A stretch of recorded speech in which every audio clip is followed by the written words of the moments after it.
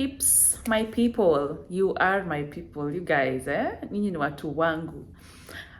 Welcome to my YouTube channel. If you're new, my name is Muthoni Mukiri. I am a mindset coach focusing on women's self-awareness, focusing on mastering emotions, facing your fears, getting into better relationships, basically becoming the best version of yourself. So I got this question. I have gotten this question before, and I decided to do it as a full video. So the question was, Muthoni, I've tried to look for the question, I can't find it, but it was something to do with, Muthoni, I find myself oversharing, and I feel like I talk too much, and sometimes I say I'm not going to talk about this, but I end up talking about it, and it makes me feel bad about myself in the end, in the long run. So how do I stop oversharing? If you feel like you're oversharing, it's probably because you are oversharing, yeah? But let's break it down. Number one, what is this you're sharing, yeah? What information is this that you're talking about that makes you feel, that makes you second guess yourself, or that makes you get nervous or get anxious that, you know, probably they're going to think this about that, they're going to talk about it. Things that could make you feel like you're oversharing are things, maybe projects that you've not fulfilled. You know, that those things like, I'll be going to America next year. You're not sure you're gonna go. So when you tell people about it, it leaves you with the anxiety of really wanting it to happen, so you don't get embarrassed to the people you told about. So projects that are unfinished will give you anxiety if you go talking about them. That is number one. And number two, there are things that will give you anxiety, probably things about money, things about relationships, there are sensitive things that will give you anxiety, probably those illnesses that people don't talk about. There are things that will automatically give you anxiety. There are things that you shouldn't talk about, let's say that. Number two, it could also be you're sharing in unsafe spaces. You're telling people that you're not on that level with. I can tell you for sure. For me, I cut off every friend who, every time I shared with them, I went home feeling like I overdid, or like they're gonna talk about me, or, you know, I cut them off. So make sure you share in safe spaces. The reason you're probably feeling like you're oversharing is because you're sharing with spaces that are not safe, with people that are not really your friends. That could be number two. And number three, the reason for sharing. Why are you sharing? Yeah. So we said number one could be the information, the type of information. There are things that are very sensitive, unfinished projects. Sometimes it could be diseases, maybe your personal life, money. The things that are very sensitive. No matter who you tell, maybe you're left feeling what they think about you, or things like that. Number two, it could be you share in unsafe spaces. It could be you're not even sharing sensitive information, just kawaida things that you can talk to someone about. But then you end up, you go home feeling anxious, or you second guess yourself, or because that's an unsafe space. Maybe you're not on that level, or you don't trust them like that. Number three is the reason for sharing. Why are you sharing that information? Yeah, is it because you want to brag to that person, I have a lot of money, I'm even opening 2 new branches of my business in Mombasa and in Kigali? So why are you sharing? The reason for sharing could also make you feel like you're sharing too much. Is it to brag to this person? Is it to show them that pia wewe unafika bei, unatosha bei? Is it to is it to connect? The reason for sharing also matters. So if you're telling them so they can pray for you, maybe it's someone who's close to you, or if you just want to share good news with a friend or something, or whatever, even if it's bad news, whatever it is, if you want to share with someone because you want to connect with them, or because they're your friend and sometimes sharing is caring, you want to hear their opinion, then that's okay. But if you share because of the wrong reasons, maybe you're there gossiping somebody else, or you're there trying to show that you're better than everybody else, or you're there trying to brag, or trying to step on somebody, how do I say that?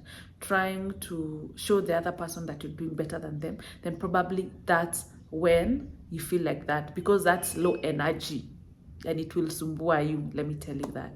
So it depends with the what you're sharing, the who you're sharing with and it with, and the why you are sharing that information. Let me just say this. We all have a need to connect. We all have a need to be heard. I have that.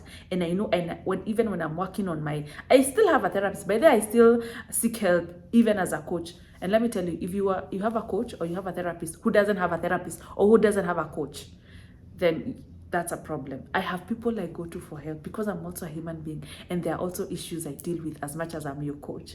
So I have a need. I have a need to be seen. We have a need to be heard. We have a need to belong and to want to connect. That is totally okay. There's nothing wrong with that.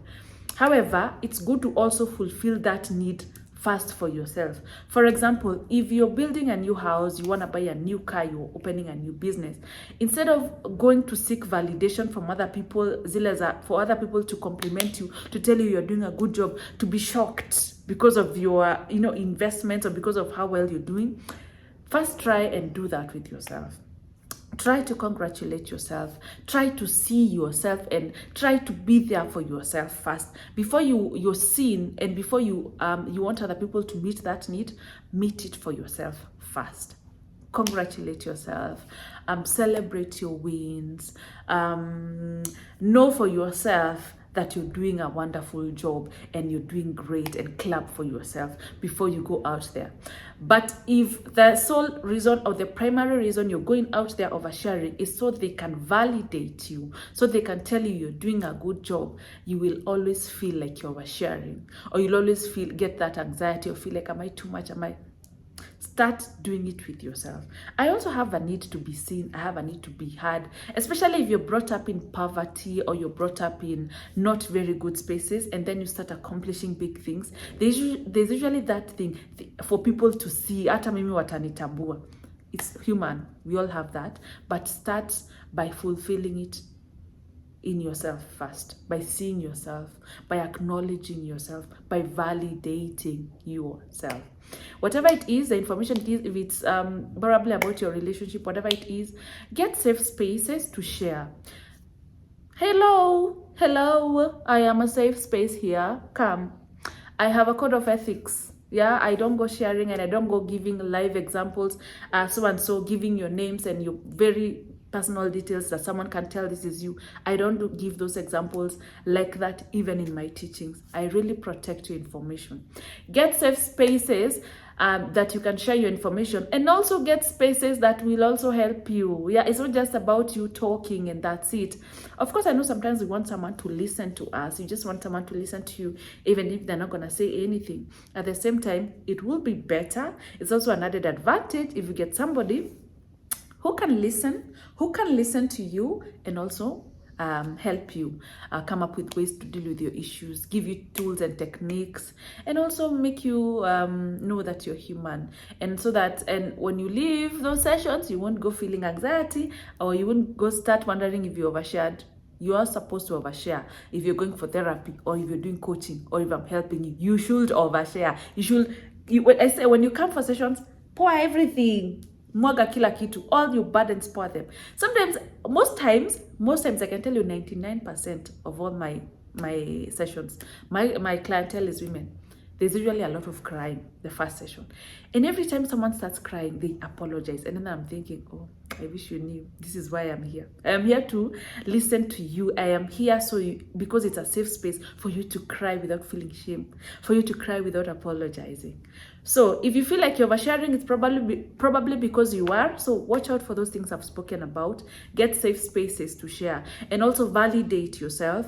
And also it depends with what you're sharing. There are things that you shouldn't talk too much about, probably about your private illnesses, about how much money you have in the bank, about how much you're making money. People will tell on you to KRA.